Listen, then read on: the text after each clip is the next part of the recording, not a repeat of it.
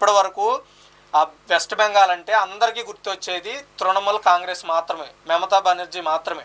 ఇప్పుడు ఆ ప్లేస్లో బీజేపీ పదం వినిపిస్తోంది. దానికి గల కారణాలు అయ్యి ఉంటాయి సార్? రవికుమార్ గారు చెప్పండి సార్. ముందు ఈ స్టూడియోలో మీ అందరికీ నమస్కారం. Thank you. ఈరోజు దేశం మొత్తం మీద ఈ 5 రాష్ట్రాల ఎన్నికల్లో మరి పశ్చిమ బెంగాల్ మీద మాత్రం ప్రత్యేకించి ప్రజలందరూ దృష్టి పెట్టారు. ప్రజలే కాదు, రాజకీయ నాయకులు, మేధావులు అందరూ. ఎందుకంటే ఒక స్టాండ్లో ఉన్న మమతా బెనర్జీని ఏ విధంగా మనం గెలగలమనే బీజేపీ ఒక స్టాండ్.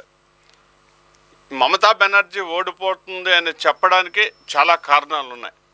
ఈ కారణాల్లో ప్రథమంగా ఏంటంటే ఎన్నికల హామీలు నెరవేర్చకపోవడం, మహిళల పట్ల అసభ్యంగా మాట్లాడడం, అత్యాచారాలు జరగడం, గోండాయిజం జరగడం, ఇవన్నిటికీ ప్రధాన కారణం. నరేంద్ర మోడీ నాయకత్వం ఈరోజు భారతదేశం మొత్తం మీద అన్ని రాష్ట్రాలు ఏకీవిస్తున్నాయి. భారతదేశమే కాదు, ప్రపంచ దేశాలు కూడా Narendra Modi one of the best leader అని ఎందుకు చెప్తున్నారంటే ఆయన దేశాన్ని ప్రేమించే వ్యక్తి. కొంతటి వరకు గత చరిత్ర కాంగ్రెస్ పార్టీని తీసుకుంటే ఎన్నో విస్తృత సంఘటనలు చూశారు. బట్ ఈరోజు బీజేపీ భారతదేశాన్ని పరిపాలించగలదు అనే ఇప్పుడు ఎన్నికలు చెబుతున్నాయి. మనం చూస్తున్నాం టీవీ స్క్రీన్ మీద ఏ విధంగా భారతీయ జనతా పార్టీ ఎన్నికల మేనిఫెస్టో పెట్టింది, మమతా బెనర్జీని ఏ విధంగా ఎదుర్కోవాలి. స్టాండ్ 15 సంవత్సరాలు ముఖ్యమంత్రిగా ఉన్న వ్యక్తిని ఓడించడం అంత ఆషామాషే కాదు. కానీ బీజేపీ పరిపాలన విధానం ఇది.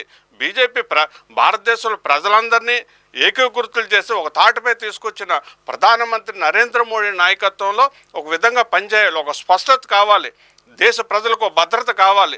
ఆ ఉద్దేశంగానే ఈరోజు పశ్చిమ బెంగాల్లో మనం చూస్తున్నాం. ఈరోజు బ్రహ్మరథం పడుతున్నారు, నువ్వా నేనన్నట్టుగా.